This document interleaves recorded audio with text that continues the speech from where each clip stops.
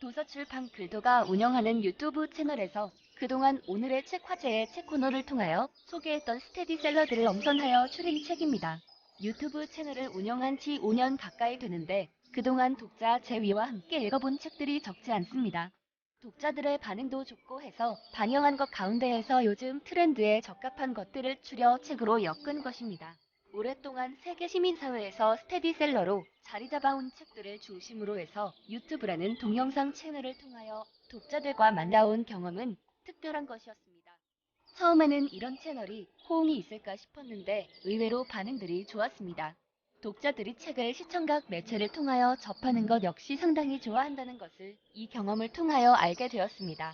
이렇게 몇 년간 독자들과 시청자와 방송 송출자로 만나오면서 그동안 방영했던 소개책들을 모아 책으로 엮어보면 좋겠다는 생각을 하게 되었습니다. 출판사의 본분은 역시 종이책을 만드는 것이고 이런 바람은 당연한 것이었다고 하겠습니다. 그런 생각을 하게 된 게 한 2년여쯤 전이었는데 그간 바쁜 일정으로 차일피일 미루다 이번 회사 일을 진행하게 되었습니다. 일단 책의 제목에 대한 설명부터 해야 할 것 같습니다. 책의 제목이 자본노동화 시대의 독서일지라고 되어 있는데 자본노동화가 무엇인지 궁금한 독자들이 많으리라고 생각됩니다. 자본노동화 시대라니 자본노동화가 뭐지? 라는 겁니다. 자본노동화는 이 책 가운데서 소개되고 있는 책 가운데의 하나에서 중요한 개념으로 사용되어지고 있는 개념어에 해당합니다. 자본의 노동화라고 되어 있습니다. 그 책에서 지금부터 앞으로의 우리 세계를 자본의 노동화 시대라고 보고 있습니다. 그런 범주화에 동의하고 있는 것은 아니지만 시사적인 게 있는 듯하여 이 책의 제목으로 가져와 본 것입니다. 정확한 것은 이 책 자본 노동화 시대의 독서일지 속으로 들어가 살펴보면 쉽게 알게 되리라고 봅니다.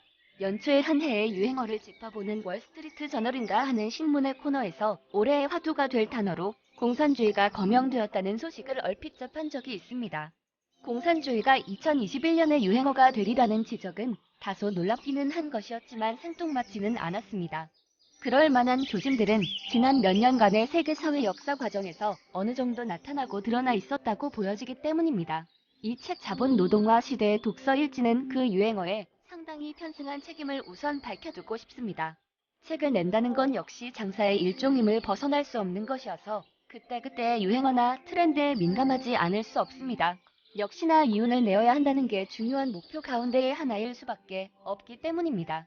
여기서 소개되는 책자들은 2021년 유행어로 소개된 그 공산주의와 여러모로 관련이 있는 책자들입니다. 출판사의 의도적 취사 선택이었음을 밝혀둡니다.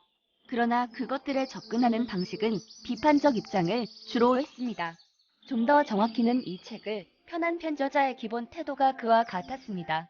공산주의가 다시 유행한다는 요즘 시대의 공산주의가 무엇인지 제대로 이해하고 파악하는 것은 중요한 일이라고 봅니다.